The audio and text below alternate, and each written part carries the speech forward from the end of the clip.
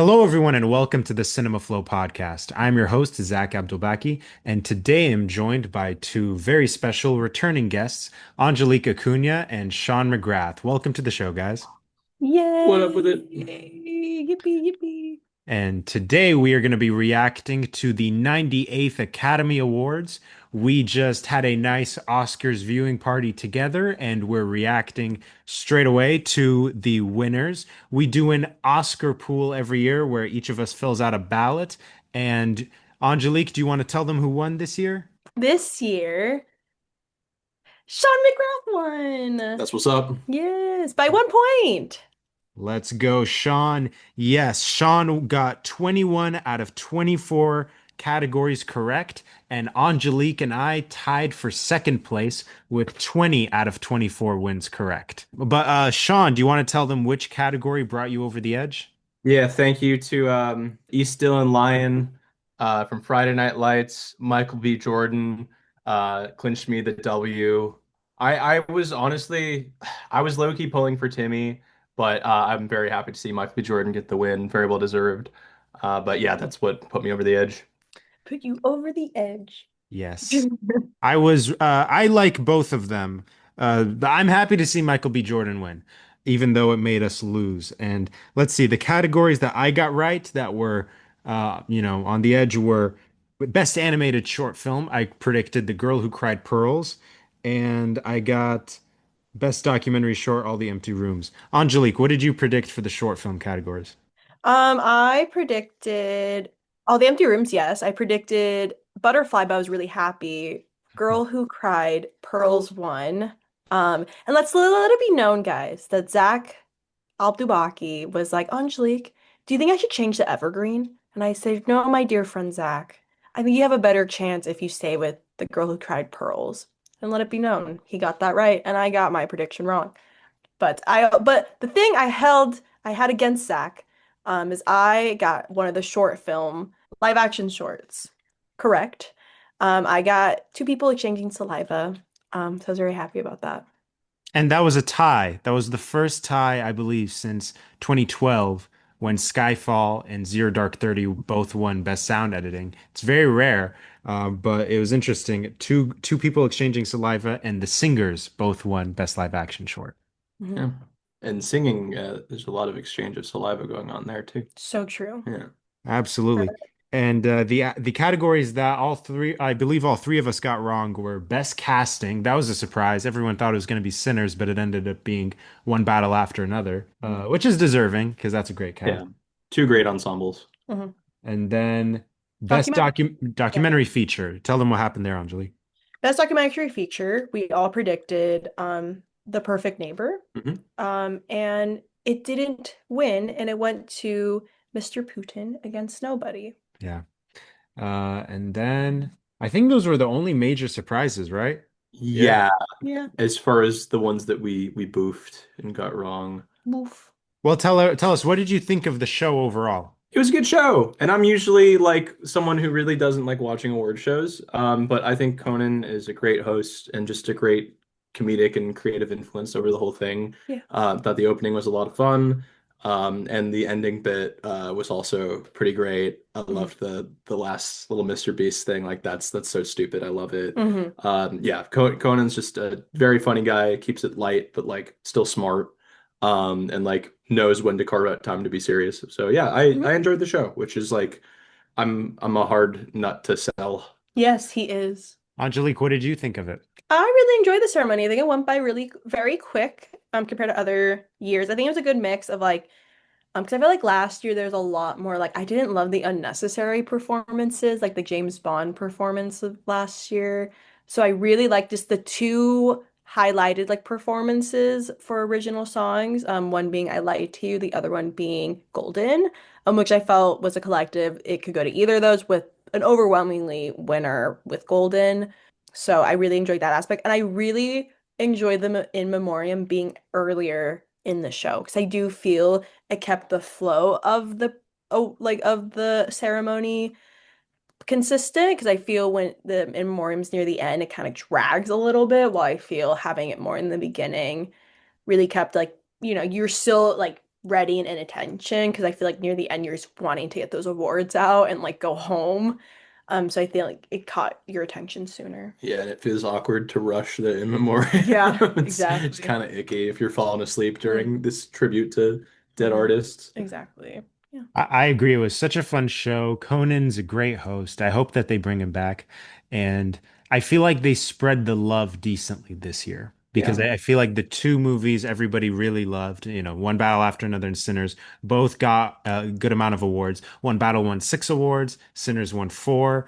I mean, there are a few that walked away empty-handed that I wish didn't, like Marty Supreme. I Yeah, feel should have Mhm. won something. Uh, bummer. Praying Dreams went home with nothing. Begonia went home with nothing. Yeah. Begonia. Expected, but still a bummer because I mean, I still haven't seen Train Dreams. That's like my next watch easily, but Begonia and Marty Supreme are, I think, going to be remembered down the line. And it sucks that they won't be in the Yeah. Oscars history books. And even with The Secret Agent too, I really enjoyed that film. So very like it's not like it's like one of those things. There's so I feel with the bunch of movies this year, there were I don't think there was any like side eye horrible bad Best Picture nominees. No, not at all. No, not at all. I agree. I'm just glad Amy Madigan won because that's my favorite film that was nominated for any Oscar, Weapons. And I love that he paid tribute to it in the opening. And Mhm. Yeah. sometimes they'll do an opening where they only parody the big movies like Wicked or whatever, but they don't do the small movies. I liked this one because he was parodying Aunt Gladys, but then he was running through every single nominee. So Yeah. it kind of brought it all together. Yeah. Yeah. Yeah. So, I had asked Angelique when we were getting food afterwards, oh yeah. where would One Battle After Another rank for you in the best picture winners of the 20s? Oh, I'll definitely answer that. What about for you guys though, while I look You up? go first. My list from worst to best is Coda, Everything Everywhere All at Once, Nomadland, Anora, One Battle, Oppenheimer number one. Wow, we are different because my Yeah. best is Coda, easily. Uh-huh. I Mhm. love Coda. My number two would be Honora. My number three would be One Battle After Another. My number four would be Everything Everywhere All at Once. Number five would be Oppenheimer.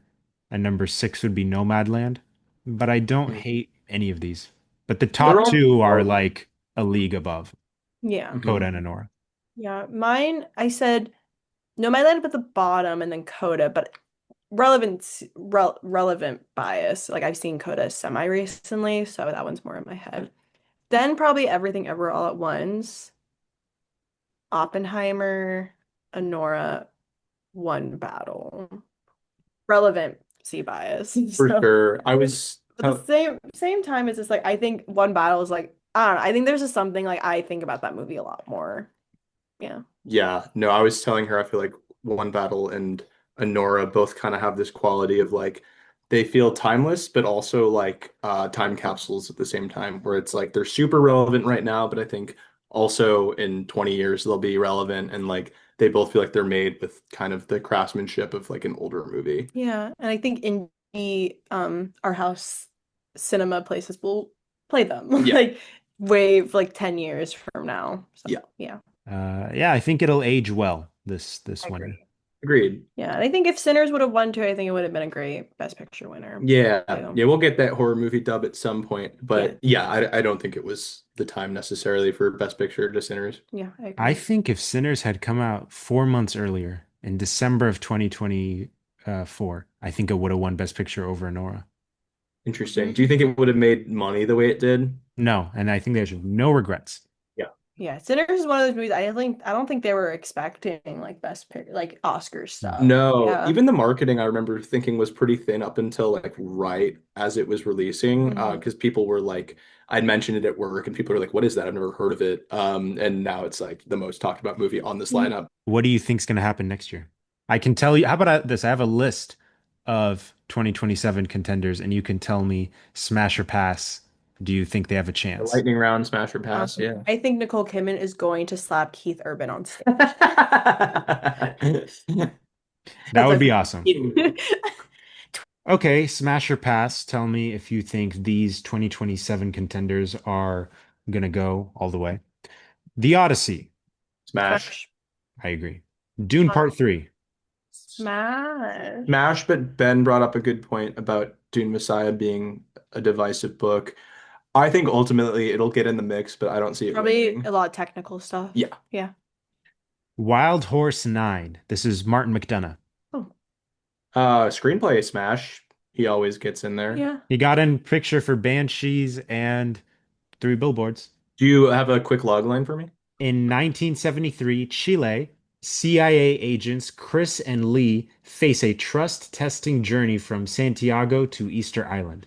Ooh, okay, then that's Smash for me and Best Picture winner, actually. I'd Smash. Yeah. Stars John Malkovich, Sam Rockwell, Steve Buscemi, and Parker Posey. Oh, that's such a Yeah. squad. I'm into that. If you don't know, I have like such a big crush on Steve Buscemi. Yeah, I have such a big crush on John Malkovich. Digger. What did you say? Smash. Smash.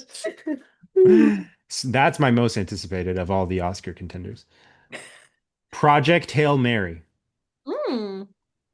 It's gonna be a bubble Oh, pass for me. Technical for sure, but in terms of screenplay, picture, directing, editing, I it's giving, like it's probably gonna get such good reviews, like Dune Part 2. They're like, guys, Ryan Gosling's gonna be like win. I could see him get nominated. Ryan Gosling's gonna win like Best Actor, and then more movies come out, and then it kind of gets like swept underneath. So I think it'll be on the bubble for a lot of yeah, things, I but agree. I hope I'm wrong. Yeah. I don't agree. I think it's full smash. I think people are throwing the M word out. The Masterpiece. N-word? No, people really love this. This gives me flashbacks to Sinners, actually. Hmm. Oh, okay. Okay. Yeah. But we'll see. I mean, I have to see the film, but I think having that IMAX 70 millimeter spectacle is going to help this one do well because I mean, it's not an original, but you know what I mean. It's based on a Yeah. book, so it's not a franchise. Yep. Okay. Yeah. Disclosure Day. Smash. Smash. I think it at the very least, director. It's an interesting, not uncharted territory, but Spielberg has been more Oscar-y in the last Mhm. 10, 20 years. Not a lot of big summer blockbusters. He had a Ready Player One, but that was super commercial. This is Yeah. commercial but original. It's interesting. Yeah. No, I love seeing him get back to his roots on that. Like that is the blockbuster king. Could be Josh O'Connor could get nominated. Mhm. Yeah. Yeah. What about Tony? Matt Johnson's movie about Anthony Bourdain starring Dominic Sessa. I have faith. I'm gonna say Smash more so out of moral support. Yeah, And moral I smash. think it'll get moral Smash. I think it'll get in there. I don't know if it'll be like a front runner necessarily, but Blackberry was very acclaimed, This and one. he Yeah. gets great performances out of acters. Yeah. Yeah. Dominic And Sessa too is like a big like Up and up coming. and coming. Yeah. So I'm excited for that one. I've been wanting to get more into Anthony Bourdain. So Yeah. yeah. yeah, he told me that it was Dominic Sessa that made him want to do the movie, just Mhm. having lunch with him and talking about it. So I think at the very least, he's going to be a contender. We'll see if the movie itself can be. Yeah, I could see him Dominic Sessa Yeah. being a contender. Yeah. Narnia. You were talking it up in a way that makes me want to smash. I don't know if I like it that much. I don't have that much attachment to Narnia, but I do. Yeah, it's like Greta Gerwig. It's a very like well-known IP. It'll probably be really good. Netflix will probably run with it. Mhm. I'm a smash Narnia. Yeah, I have a Smash Narnia too. Yeah, because Netflix is always going to get one movie in there. So tell me, is it Narnia or is it The Adventures of Cliff Booth or is it both? Probably Narnia. I lean Narnia. I lean Narnia. So is Cliff Booth a pass? Pass. It is a pass for me, but we'll see. Yeah. I think obviously there's so much talent attached to it that it could just be like an undeniable banger, but I do think it's kind of an awkwardly timed sequel in a way that I'm not sure people will respond to it Yeah. in a broad way. I think it'll be more of Mhm. like a niche movie for like you. Yeah. Like I think you're gonna fucking love this movie, Yeah. as is your right. Yeah. But yeah, Yeah. I don't think they're going niche. I think this is a $200 million budget, according to Quentin. So I think they want it to be a hit. They want it to be like the biggest Netflix movie ever.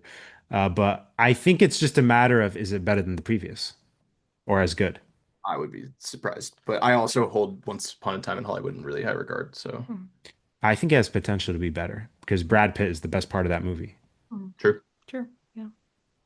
We'll see. I would love for David Fincher to win an Oscar finally. I don't think this is going to be that, but I do think it can be the type of movie like Mank that gets 10 nominations and Mhm. no wins, just because all the technical categories reward it. Yeah. Which is also why I think Project Hail Mary will go all the way, because I think if you can have a package of like a bunch of tech nominations and picture, you're in good shape. And a good leading role. I love how diverse Fincher's recent filmography has been. Like Mank to Killer to Adventures of Cliff Booth is a crazy variety. I agree. What about The Social Reckoning? I gotta get my guy, my favorite eldest guy, eldest boy, Kendall Roy. I Mm, need him to get nominated for something. I think it'll get noms. I'm personally kind of hesitant about this movie just because I think Yeah. Fincher is like so essential to what makes Social Network such a banger. And sometimes I get a little iffy with Sorkin's recent work, but I think it'll make it in there. I think it's a smash. Yeah. I think if it does, it'll be like Trial of Chicago 7, like a few nominations. I like his directing work. I just don't like Being the Ricardos, but I like Molly's Game and Chicago 7. Hell yeah. Obviously, he's not like Fincher level, but I think it's as a writer, I support the idea of him wanting to direct his own thing as he wants it to be. Yeah. And And it's then going to be political. Oh, we know that. mhm. Yeah, that's kind of where my worry lies. Yeah. But Yeah, I mean, he apparently he wanted to make a movie about January 6th, and then he just reconfigured it to this. thank God. Sorry. Well, I think it's gonna be in there for sure. I don't Yeah, really, yeah. Just I don't need a whole 2 hours of that. Yeah. yeah. I think What about The Entertainment System is Down? Ruben Östlund's follow-up to Triangle of Sadness, and this is about a bunch of people on a plane, and the entertainment system is down, and you Keanu guys Reeves need is to in it. see how is it gonna premiere at Cannes? Do we know? I don't know, but I think he was talking about it when he was promoting Triangle of Sadness. So I feel like it should be done. It's listed here on the contenders for next year. if it premieres at Cannes and it gets does really well at Cannes, then yeah. Where But is Ruben Austin? Is he Dutch, Danish? Where is he from? He's Swedish, I believe. Swedish. Okay, yeah. so this would be an international feature. Keanu Reeves and Kirsten Dunst and Nicholas Bruhl are listed as the main actors, so I feel Okay, like it's going to be in English actually. Yeah. interesting. But I maybe mean, it's a hybrid. yeah, because like with him, he's won the Palme d'Or twice. Mhm. And Kind of divisively though, kind of right? divisively. I think Triangle of Sadness was the most like divisive film of the bunch. Triangle of Sadness? Think Yeah, so. there's a subsection of people that really don't like that movie. A Yeah, lot of people think it's pretty on Interesting. the nose politically, which yeah, I kind of agree with, but I like it. I like it. I thought it was okay. I thought it was all right. I like his other two films out of the recent three better, Force Majeure and The Square. I'm Oh, surprised that that one. I think maybe it's because a lot of people watch Triangle of Sadness that there are some haters, but the previous two are pretty unique and bold. I would say more yeah, so than Triangle of Sadness, which is it's why I like giving them. like how the projection of worst person in the world, like the worst first one, the better one, and then Sentimental Value, still an excellent film, but that one got more like Yeah. better acclaim and reception. Because I think Exactly. Where was also nominated for Best International and didn't win that year.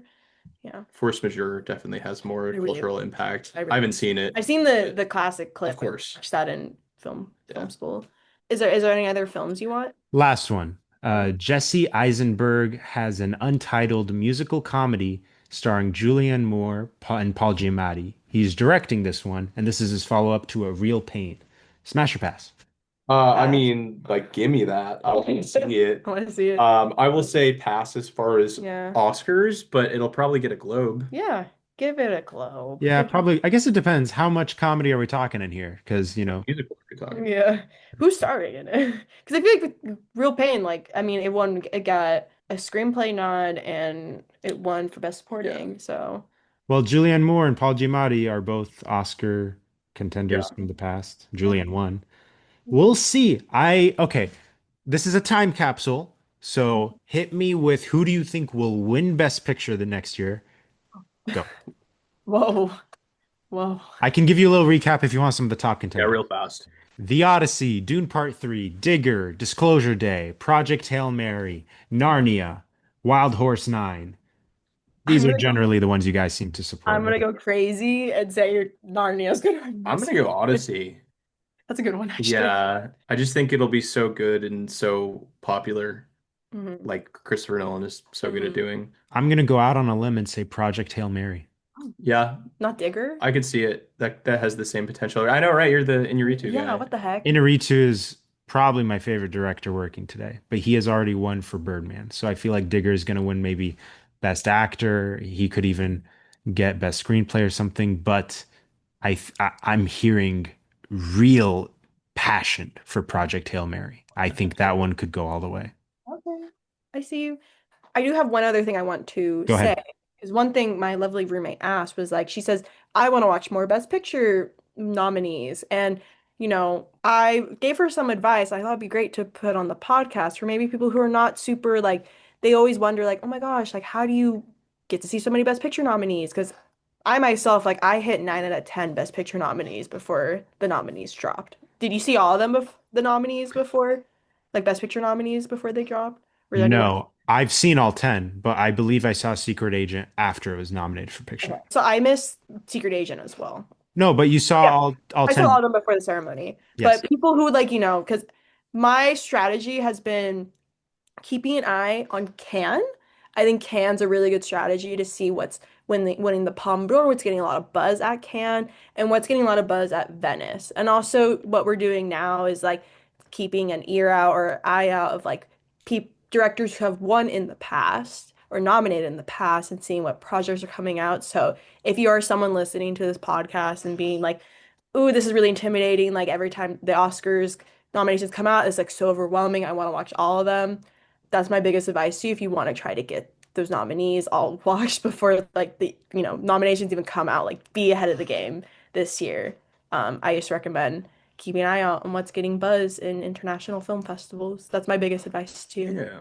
I agree. And also, I think they can just keep an eye on Gold Derby and, all the YouTube channels like the Oscar Expert. That's my favorite one. They're pretty on top of it. So, and listen to what me and Angelique and Sean tell you to watch. Listen to this podcast. Yeah. I mean, and support. These are all original movies. I know that the Oscars is silly, but it's an industry that gives people an excuse to talk about these movies and bring attention to them. Get them made. Get them made, exactly. Because the hope when greenlighting a movie like Digger is that it's going to be nominated for picture so that people have a motivation to go and watch it. I'm gonna go crazy style and make a prediction for the best picture of 2036. Uh, Mhm. Untitled Matt Stone and Trey Parker Kendrick Lamar comedy musical film. Man, that might be my most anticipated movie in general. And For my yeah, entire If you're on your 20s. deathbed, like that's gonna be the one thing. Like Yeah, my make-a-wish is my gonna make a be wish. call the South Park guys and Kendrick over Yeah, to perform it for me as a yeah, three-man show. yeah. and you know what, dude? Not impossible for the Oscars. If it's like Book of Mormon level greatness, I mean, that won the Tony for Best Musical. Yeah. I think they need to strike soon because Kendrick is like still like one of the like hottest artists in the world, but like even compared to like the last summer when he was the hottest artist in the world, it's already now would be kind of after Mm. the peak. And the South Park guys will always be relevant, but whether or not they're going to be embraced critically or outcast as like weirdos, it depends on the project. And But we'll be there. oh, I'll be, are you kidding me? Yeah. It's going to be amazing. I just hope it's successful, and I think it will be. Any other prediction? Do you think Conan's coming back? Maybe one more, then they'll give him a rest. But I could see, I think people will probably be very positive to how Or he did. or maybe it's like rest, give it back to him the year Yeah, I before. could see that. Yeah. They did kill him in Yeah. the bid. Yeah. I'm glad we never have to talk about ballet opera discourse ever again in my life. Because Well, it's sudden, all of a sudden people are going to stop giving a shit about it.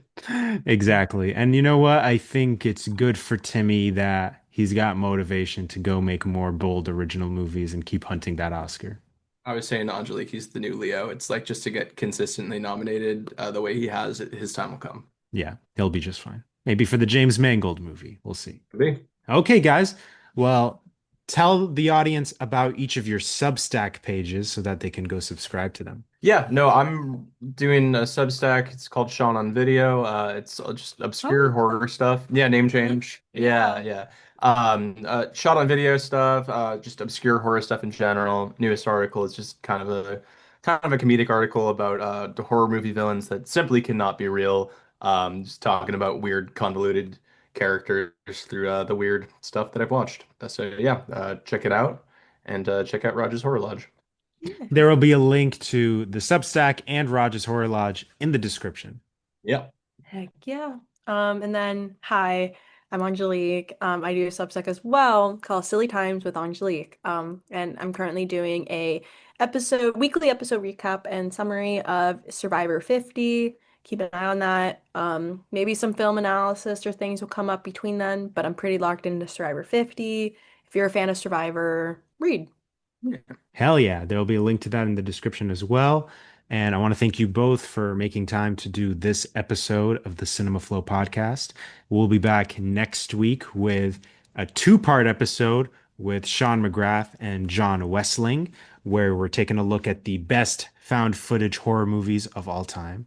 Yeah. Yeah. Keep an eye March out for that. Madness. And until then, everybody stay safe, and I will see you next time. Happy award season. Ciao, ciao. Ciao. Ciao.